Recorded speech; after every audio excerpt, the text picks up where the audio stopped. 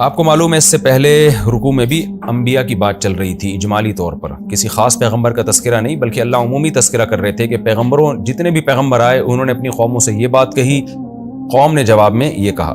تو پچھلی رکوع سے اس کا لنک ہے، یہ بات چل رہی تھی کہ پیغمبروں نے کیا کہا کہ بھئی ہم تمہارے سامنے تمہارا فرمائشی معجزہ نہیں لا سکتے، ہم بشر ہیں، اللہ نے ہم پر احسان کر کے پیغمبر بنا دیا، لیکن تم شک کر رہے ہو خدا کی ذات میں، ہم تمہیں اللہ کی طرف بلا رہے ہیں، تم اس کے قائل نہیں ہو کے دے رہے، اور تم جو یہ ہمیں دھمکیاں لگا رہے ہو تو ہم تمہاری مصیبتوں پہ صبر کریں گے، ہم دعوت سے پیچھے ہٹنے والے نہیں ہیں۔ جب یہاں تک بات پہنچی تو گویا پیغمبروں نے ان قوموں کو مایوس کر دیا کہ ہم تو دعوت دیتے رہیں گے اور ہم پیچھے ہٹنے والے نہیں ہیں۔ تو پھر قوم نے سب سے بڑی دھمکی دی، وہ دھمکی کیا دی؟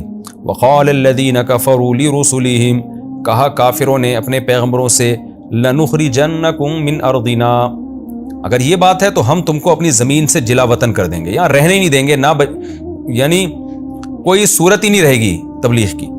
او لتعودن فی ملتنا، یا تم ہماری ملت میں واپس لوٹ آؤ۔ تو دو ہی آپشن ہے تمہارے پاس، یا تو ملک بدر کر دیں گے ہم تمہیں، یا تم ہمارے دین کی طرف واپس لوٹ آؤ۔ جب یہاں تک ان قوموں کی بدماشی پہنچی ہے تو اللہ فرماتے ہیں فَأَوْحَى إِلَيْهِمْ رَبُّهُمْ، پیغمبروں کے رب نے ان پیغمبروں کی طرف وحی کی، لَنُهْلِكَنَّ الظَّالِمِينَ، ہم ضرور ضالموں کو ہلاک کر دیں گے، وَلَنُسْكِنَنَّكُمُ الْأَرْضَ، اور اس زمین کا میں ٹھکانہ ہم تم کو دیں گے، مِن بَعْدِهِمْ، ان کو ہلاک کرنے کے بعد۔ اور یہ صرف تمہارے لیے نہیں ہے، ذَلِكَ لِمَنْ خَافَ مَقَامِي، جو بھی میرے پاس کھڑے ہونے سے ڈرتا ہے، جس کو دل میں بھی آخرت کا خوف ہے، وَخَافَ وَعِيد، اور میری وعیدوں سے ڈرتا ہے، تو ان سب کے لیے یہ خوشخبری ہے کہ میں نافرمانوں کو تباہ کروں گا، فرما برداروں کو غالب کروں گا۔ وَاسْتَفْتَحُوا، ان دھمکیوں کے بعد بھی قوم باز نہ آئی اور انہوں نے فیصلہ جلدی طلب کیا۔ وَخَابَ كُلُّ جَبَّارٍ عَنِيدٍ، جس کا نتیجہ کیا نکلا؟ ہر وہ شخص جو جبار اور سرکش تھا وہ خائب و خاسر ہو گیا، اور بالآخر ان قوموں کو اللہ نے تباہ کر دیا۔ اور اس تباہی کے بعد کیا ہے آگے؟ کیا وہ سکون میں آ گئے؟ نہ نہ نہ، من ورائہ جہنم، ہر اس جبار اور سرکش کے پیچھے جہنم ہے، جس کا میں عذاب کیا دیا جائے گا؟ وَيُسْقَى مِن مَّاءٍ صَدِيدٍ، ان کو پیپ پلائی جائے گی، يَتَجَرَّعُهُ، جس کو وہ گھونٹ بھر بھر کے پینے کی کوشش کرے گا، وَلَا يَكَادُ يُسِيغُهُ، لیکن اس کو حلق میں اتار نہیں پائے گا اس کی گندی بدبو کی وجہ سے۔ قرآن میں یہ مضمون بھی اور بھی مقامات پر ہے کہ جو زخموں کی پیپ ہوگی نا وہ اللہ ان جہنمیوں کو پلائیں گے۔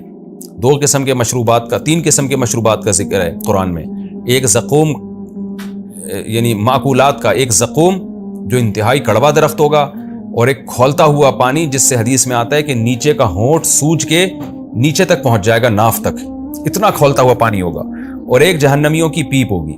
اللہ تعالی ہمیں اس عذاب سے محفوظ رکھیں۔ وَيَأْتِيهِ الْمَوْتُ مِنْ كُلِّ مَكَانٍ، اور چاروں طرف سے موت اس کو گھیرے گی۔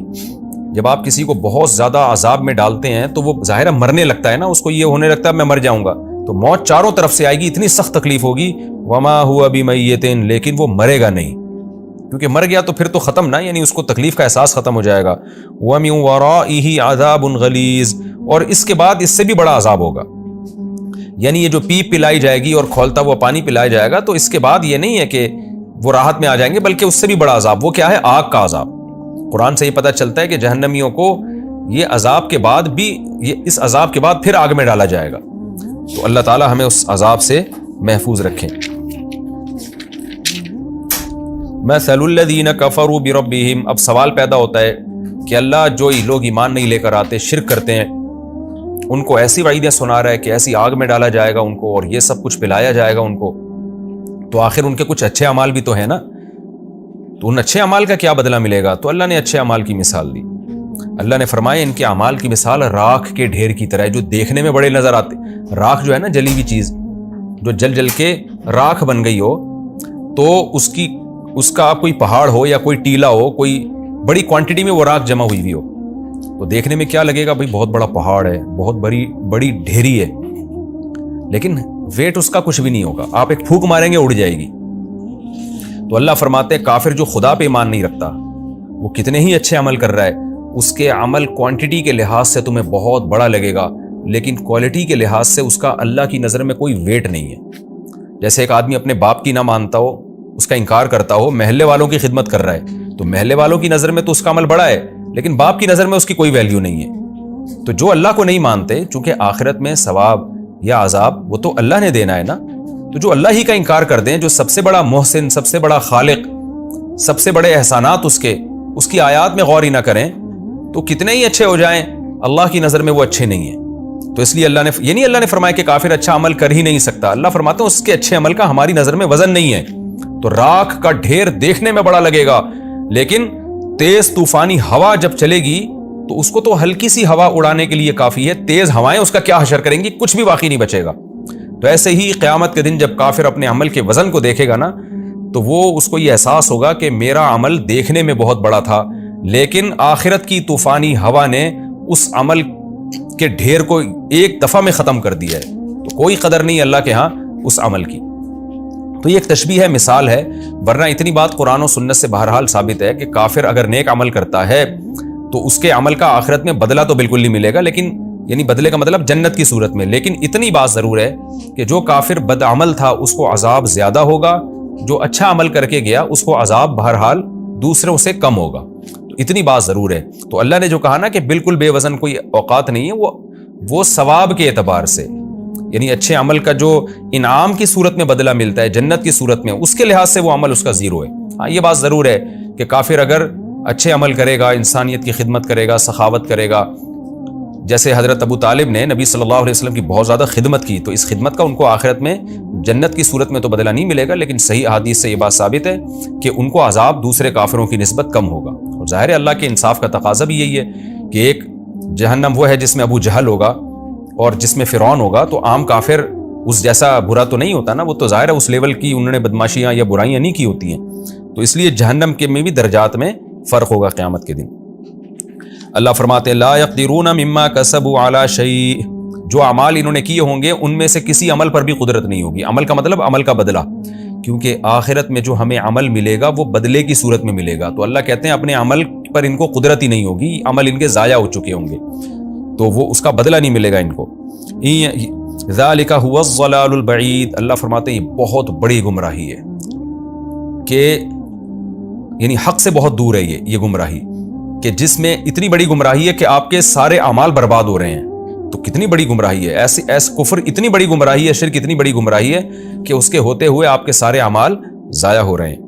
الم تر ان اللہ خلق السماوات والارض بالحق، اب کفر اتنا بڑا جرم کیوں ہے؟ اللہ کہتے ہیں تم انکار کس کا کر رہے ہو؟ اس خدا کا. تو کیا دیکھتے نہیں ہو کہ اس اللہ نے آسمانوں اور زمینوں کو حق کے ساتھ پیدا کیا؟ کیا مطلب؟ کافروں کی بہت ساری قسمیں ہیں، کچھ اللہ کے منکر ہیں، کچھ اللہ کے ساتھ شریک کرتے ہیں، کچھ آخرت کے منکر ہیں. تو اللہ کہتے ہیں یہ تم کیسے انکار کر رہے ہو؟ یہ کائنات تمہیں یہ بھی بتا رہی ہے کہ خدا ہے، یہ کائنات تمہیں یہ بھی بتا رہی ہے کہ وہ اکیلا ہے، اور یہی کائنات تمہیں یہ بھی بتا رہی ہے کہ اس خدا نے اتنی بڑی کائنات کو بیکار پیدا نہیں کیا. اگر موت کے بعد دوبارہ زندگی نہیں ہے، انسان کی آزمائش نہیں ہے، تو پھر اس کائنات کو پیدا کرنے کا مقصد کیا ہے؟ تو اس کا مطلب تو محض اللہ نے انٹرٹینمنٹ کے لیے ایک چیز کو پیدا کیا ہے. تو ایسا نہیں ہے. تو اے مخاطب، کیا تو یہ جانتا نہیں ہے کہ اللہ نے اس آسمانوں اور زمینوں کو حق کے ساتھ پیدا کیا ہے، کسی حکمت سے پیدا کیا ہے، اور اس کو تم پر قدرت اتنی ہے.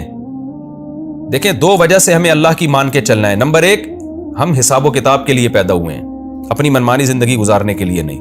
دوسرا یہ کہ اللہ کو ہم پر قدرت بہت ہے، ہم اس کی نافرمانی کریں گے بچ کے نہیں جا سکتے.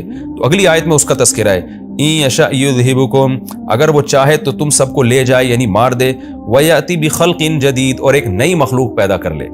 جیسے اس نے انسان کو پیدا کیا اپنی قدرت سے، تو اس کو ختم کر کے دوسری مخلوق بھی پیدا کر سکتا ہے.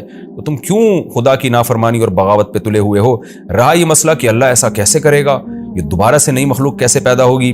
وما ذلک علی اللہ بعزیز، اللہ فرماتے یہ کام اللہ کے لیے کوئی مشکل نہیں ہے.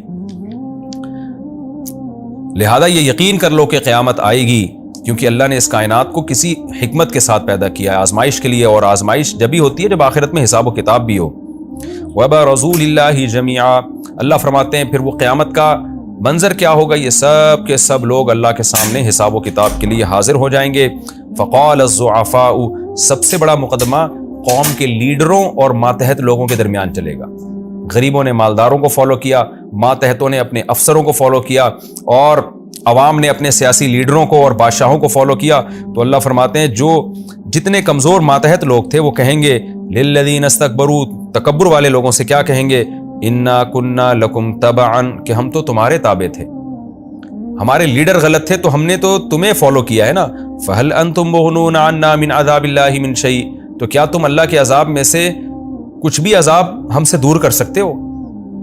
دنیا میں تو جب ہم پھنستے تھے تو تم ہمیں چھڑوا لیا کرتے تھے، تمہاری وجہ سے ہم دنیا میں کئی دفعہ مصیبت میں آئے ہیں، لیکن تم نے ہماری بیمار پرسی بھی کی، تم نے ہماری فریاد رسی بھی کی، تو اس عذاب میں جو آخرت میں ہے اس میں بھی تو ہم تمہاری وجہ سے آئے ہیں، تو کیا تم ہمیں مصیبت سے بچا سکتے ہو؟